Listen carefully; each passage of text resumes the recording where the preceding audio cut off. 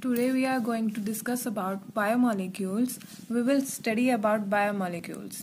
So, bio means living and molecules are chemical entities. So, molecules present in living organisms are called biomolecules.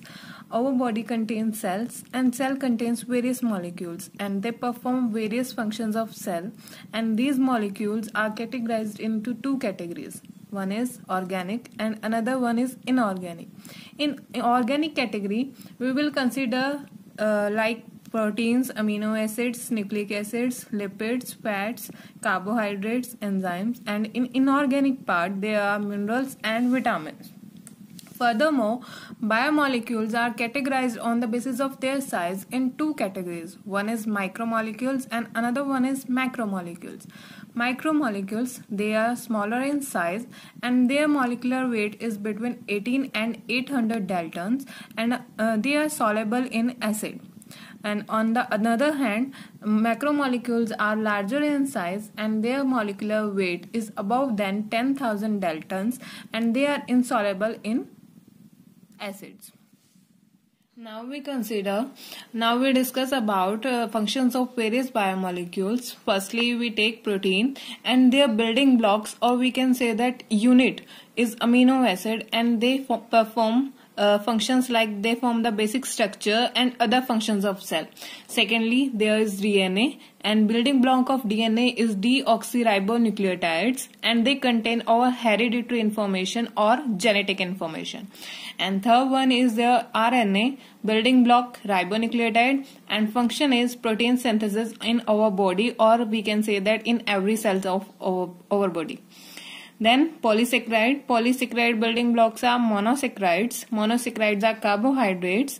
Then their function is storage form of energy. They store the energy in the form of carbohydrates. Then lipids contains fatty acids and glycerol, and they also perform as energy storage medium. One by one about the biomolecules. Firstly, we take carbohydrates. Carbohydrates are the most abundant organic molecules in nature. The term carbohydrate is derived from the French term that is hydrate de carbone. That is, it is a hydrate of carbon, or its formula is CnH2ON. Carbohydrates are defined as organic substances having carbon, hydrogen, oxygen, wherein hydrogen and oxygen are in the ratio of 2:1 as found in H2O.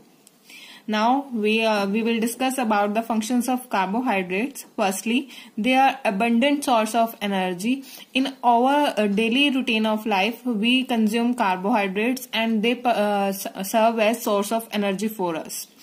Then precursors of many organic compounds like fats, amino acids, and present as glycoproteins and glycolipids in the cell membrane and functions such as cell growth and fertilization. Next one is present as structural components like cellulose in plants and exoskeletons of some insects, and cell wall of microorganisms. The cell wall is also composed of carbohydrates, or we can say that some part of a cell wall is made up of carbohydrates. And last is storage form of energy. In the form of glycogen, we store the energy in our cells to meet our energy demands of the body. Next, there is classification of carbohydrates. We can classify carbohydrates in three categories. First is monosaccharide. Mono means single, that is one unit. When basic unit of carbohydrates cannot be hydrolyzed into smaller units, that is called monosaccharides. That is one unit that can't be broken into anymore. Next is oligosaccharides. They can be further hydrolyzed, means they contains more than one, that is 2 to 9 units of our monosaccharides. Next is polysaccharides, that is non-crystalline and non-soluble in water, tasteless. On hydrolysis gives moles of monosaccharide. When more than 9 monosaccharides accomplished in a chain, they are called polysaccharides. Next is types of monosaccharides. Here are monosaccharides, which are classified into two categories. First is on the basis of number of carbon atoms, and second one on the basis of functional group. On the basis of carbon atom, they are classified as trioses, tetroses, pentoses, hexoses, and heptosis.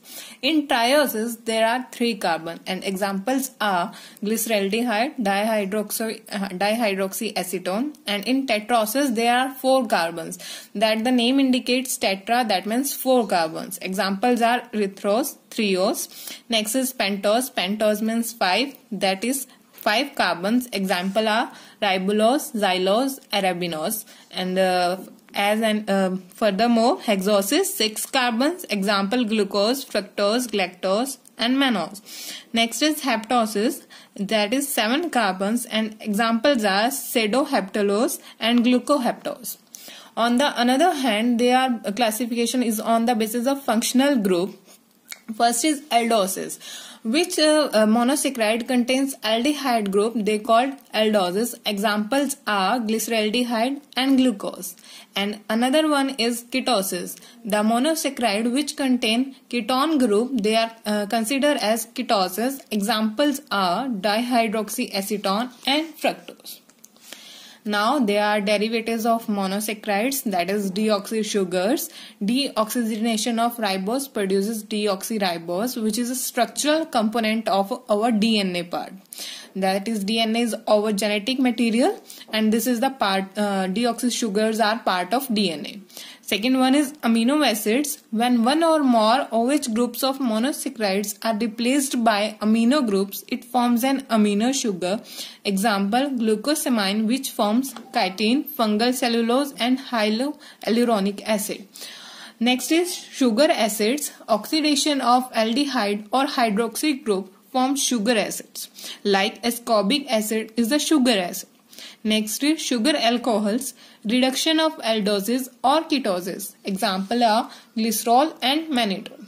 And these are some examples of monosaccharides like glucose, fructose, galactose. You can see that they are single unit, that's why they are called monosaccharides. Next one is oligosaccharides. As I have told you earlier, the monosaccharide units when combined 2 to 9 monosaccharide units, they will form oligosaccharides.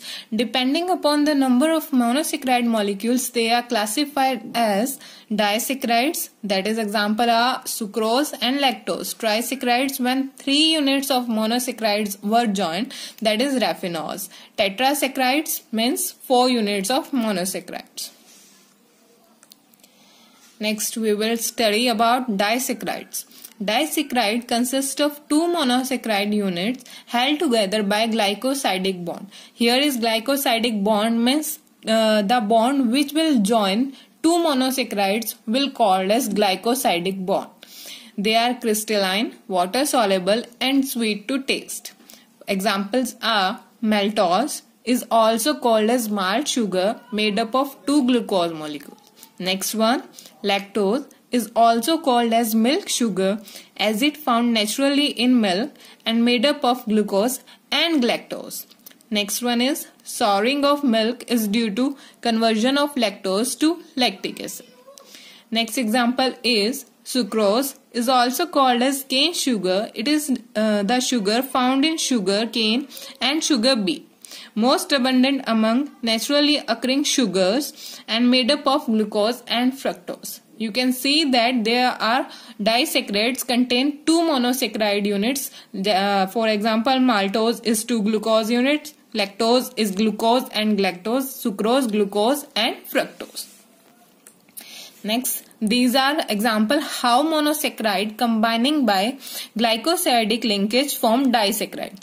The O you see by arrow is called its glycosidic linkage. When 2 monosaccharide combine, their OH group combine and they combine by a glycosidic linkage by elimination of water and they form disaccharides.